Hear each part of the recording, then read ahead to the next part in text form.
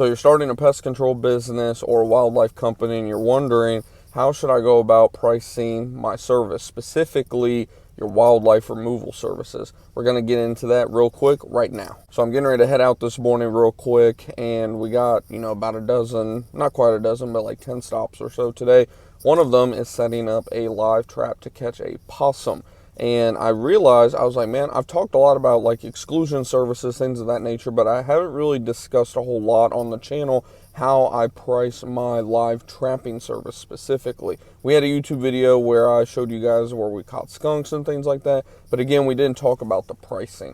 So how I like to price our wildlife services is pretty straightforward. It's, for the most part, just a flat fee. If I know we're only going to be using one live trap, like we are for this possum, for example, then it's just usually around a flat rate depending on miles traveled. It's usually going to be anywhere between minimum $150, maximum $250. I've only charged like $250 a couple times. Usually it's around $200 to $225 on average. And then from there, my rule of thumb is just for every individual rodent caught, not just for each individual trip, but for each individual rodent caught, it's going to be between $125 to $175. Again, it depends on the miles traveled, what type of rodent we're dealing with on top of that, etc. Usually things that, me personally, I don't really like to mess with a lot, like raccoons, little crazy guys. We'll go ahead and charge a little bit more of a fee for that to make it worthwhile. But for things like possums, squirrels, things of that nature, usually I'll just charge around $125, $150 at the most. And again, these prices are going to vary based on your location, the local economy. I hear all the time about the prices in California, New York, these crazy areas where things are just massively inflated compared to the rest of the U.S. Of course, it's going to be more expensive there. My rule of thumb, based on what I hear out there, is whatever pricing I'm telling you, probably going to be adding another $50 or so on top of it, right? But then there's going to be areas, of course, I always refer to my cousin who owns a pest control business in the Midwest. He can't really charge even what I'm charging.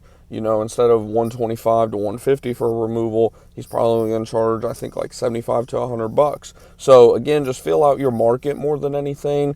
Keep tallies of the yes and no's. It's all a process early on. Maybe even call around whenever you're first starting. It's never a bad idea to either you or your spouse, call around a couple companies, kind of get a rough estimate on their pricing. That way you at least have some ballpark of, okay, this is kind of the bottom dollar company, this is kind of the top dollar company, and then just kind of go from there. And then, of course, what do you think your service is worth at the end of the day?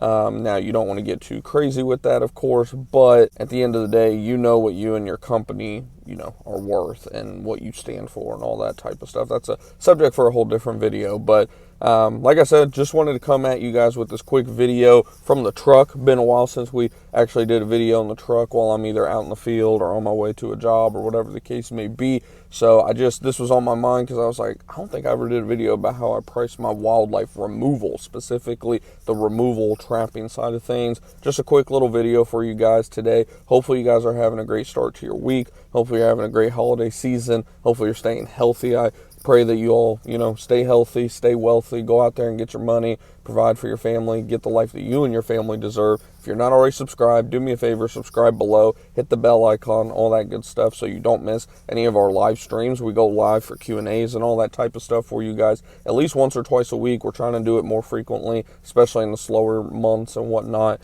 So you don't want to miss that. Check out the podcast if you prefer audio format in my link tree down below. And if you all have any questions, as always, shout them out in the comments. I appreciate you all, and I'll see you all in the next one.